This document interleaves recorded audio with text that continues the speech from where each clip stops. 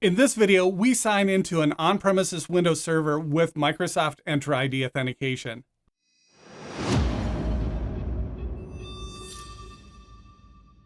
Hey everyone, I'm Travis and welcome back to Thraltos. We've been able to sign into Windows servers running in Azure with Entra ID for a while now, but when it came to on-prem servers, we relied on Active Directory for authentication and management.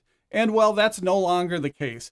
You can now use cloud-native Entra ID authentication to log into on-premises Windows Server 2025 machines. And in this video, I'll show you exactly how it's done. Before we jump in, please like, subscribe, and share this with a friend or colleague. That really helps the channel grow. And also check out my courses if you want to go deeper on Azure, Microsoft Entra ID, and Azure Virtual Desktop. The links are below. And thank you, channel members, for your support. I really appreciate it. So here's the situation. Many organizations are moving toward a cloud-native model using Microsoft Entra ID to manage identities and devices, but even then, there's often still a need to keep some servers on premises, and traditionally, that means maintaining a Windows Active Directory environment just to support authentication and access. But what if you want to eliminate or at least reduce that dependency? Well, here's the good news. With Azure Arc and Windows Server 2025, you can now sign into on-prem VMs using Entra ID authentication with access control through Azure RBAC Roles. That means no domain join requirement just to enable remote user or administrator access.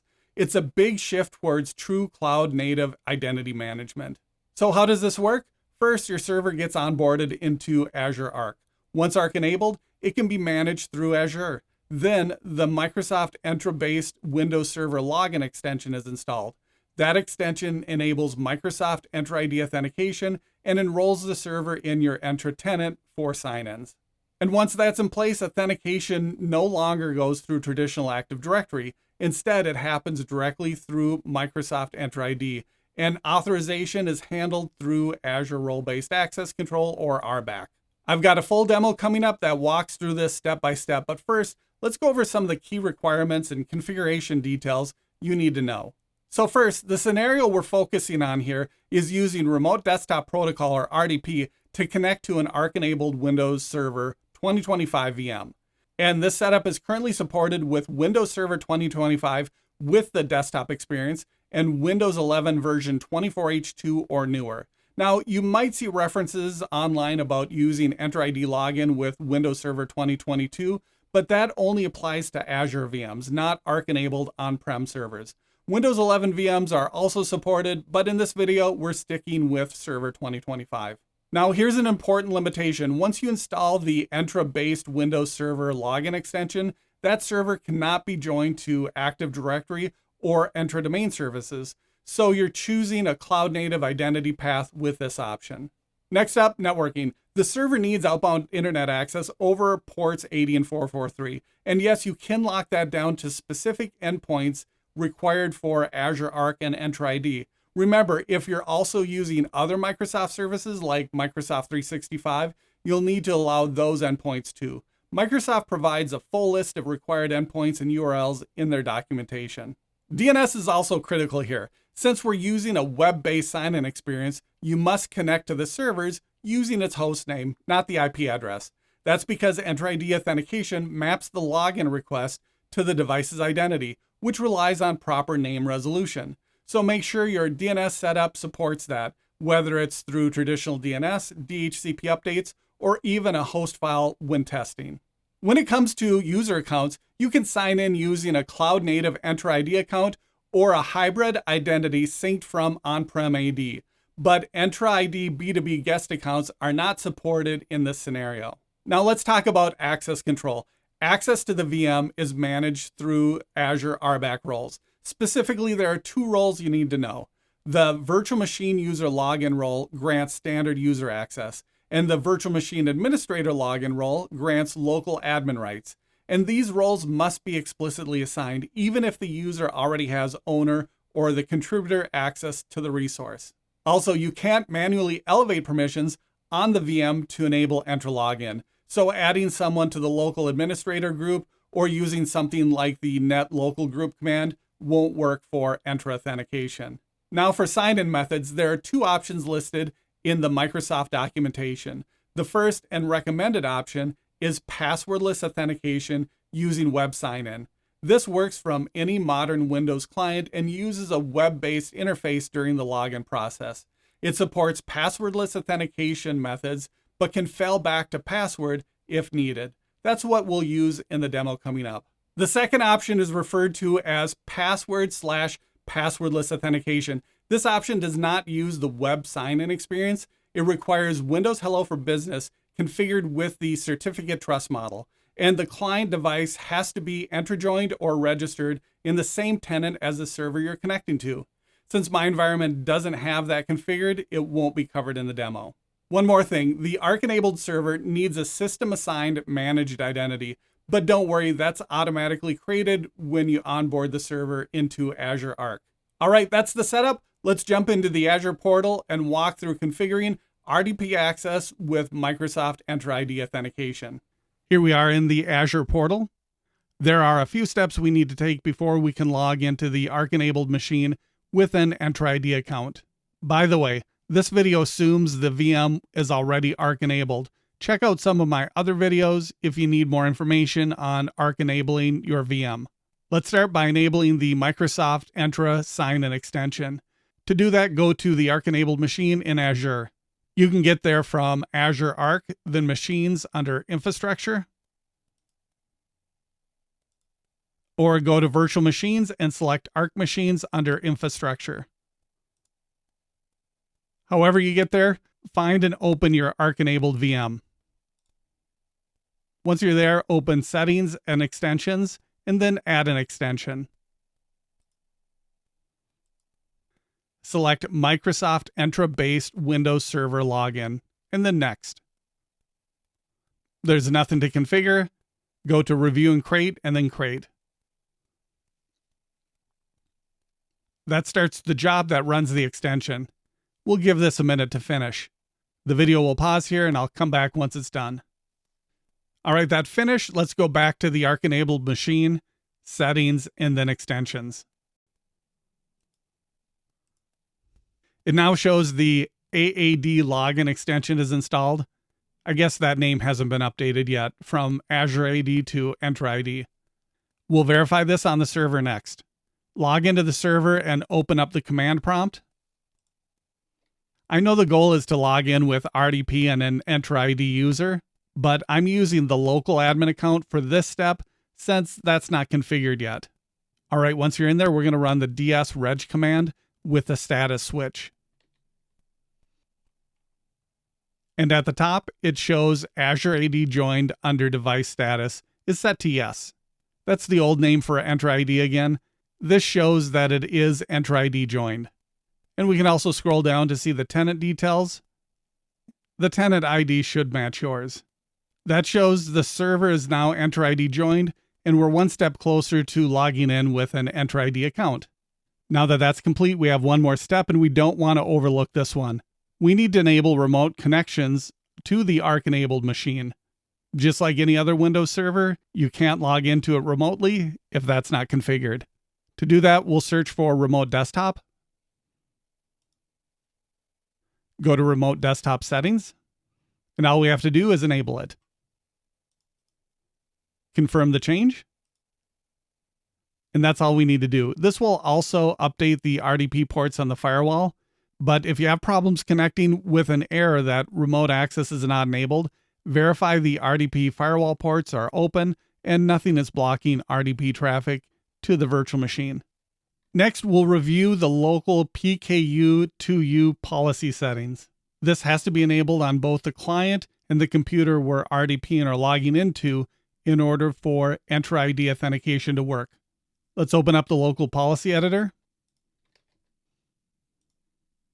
Go to Local Policies, Security Options, and find Network Security Allow PKU2U Authentication Requests. There it is. This one's set to enable, so we're good. Follow the same process on the client computer. Again, this has to be enabled on both the client and the server we're connecting to in order for Entra ID authentication to work. Let's go back to the Azure portal for the next step, setting up the RBAC roles. We can scope RBAC roles at the VM, the resource group, the subscription, or even a management group. For this example, I'll scope it to the resource group, so all Arc connected machines in that group inherit these RBAC roles. Let's go to the resource group and then access control IAM.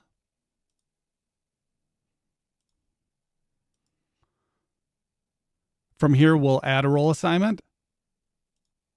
For this example, there are two users that will log into the Arc-enabled machine. The user EntraDemo1 is a non-admin account, and the user ArcAdmin, as you can probably guess, is the local admin on the machine. We'll add the role to the admin account first. From role assignments, search for Virtual Machine Administrator Login. And select Virtual Machine Administrator Login, and Next. Most environments would probably benefit by doing this based on group membership. For this example, though, I'm just going to use an account, the ArcAdmin account. We'll go next to assignment type. For eligibility, we'll set it to active. But notice that you can make this eligible, so admins have to elevate their account for access, and we can make that access time-bound. And for this example, we'll leave the assignment duration as permanent. Go next to review and assign, and then we'll assign. Let's do the same thing again, only this time with the non-admin user account. We'll go to add a role assignment, search for and select Virtual Machine User Login. And one quick note, make sure you're selecting the correct role. For example, on the screen is the Virtual Machine Local User Login. That's not the one we want. If you select that one by mistake, you won't be able to log into the Arc-enabled server. I'm speaking from experience on this one because I did make that mistake. We want Virtual Machine User Login. We'll go next, select our members, EntraDemo1 for this example. Go next, and we'll make this assignment active and permanent. Next, we'll go to review and assign. Now the role is assigned to the user. We can verify role assignments by going to Role Assignments. And if we search for Login, we have our admin assigned to the Virtual Machine Administrator Login role, and the user has the Virtual Machine User Login role. Our users now have the RBAC roles required to allow them to sign in. Next, we need to configure DNS. Coming up, we're going to use the RDP option for a web account to sign into the Arc-enabled server. IP addresses can't be used with this option. We need to connect by the host name of the machine. There are a lot of options for configuring DNS. For this example, I'm going to do this the simplest yet least efficient way by updating the host file on the local computer. The host file is located at C Windows System 32 drivers etc. Thanks to my days in IT support, I have that location firmly burned into my memory.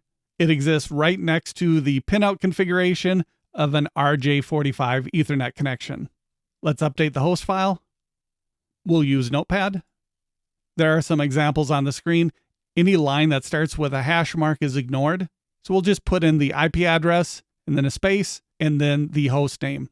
For this, we'll add the IP address of the Arc-enabled machine and then the fully qualified domain name. We'll save that and close. Let's verify name resolution by pinging that Arc-enabled virtual machine. Most likely the ping will fail. That's okay. All we care about is that the name resolves to the IP address. Here it's timing out, but it did resolve, so that's good. If it doesn't resolve, go back and check your host file. Make sure that the changes were saved. Updating host files does not scale well. In production, you'll want to update your DNS servers with these host names. There are multiple ways to do that, and how you do that will depend on the type of DNS infrastructure you have in place. All right, now that that's finished and our users have rights to log into the server, let's test it. We'll open up the MSTSC RDP client. For the computer, add the host name without the domain. Select Show Options and go to Advanced, and select the option to use a web account to sign in to this remote computer. Once that's set, click Connect. That opens up the web interface to log in. Enter the UPN of the user account you're logging in with. Let's start with the admin account.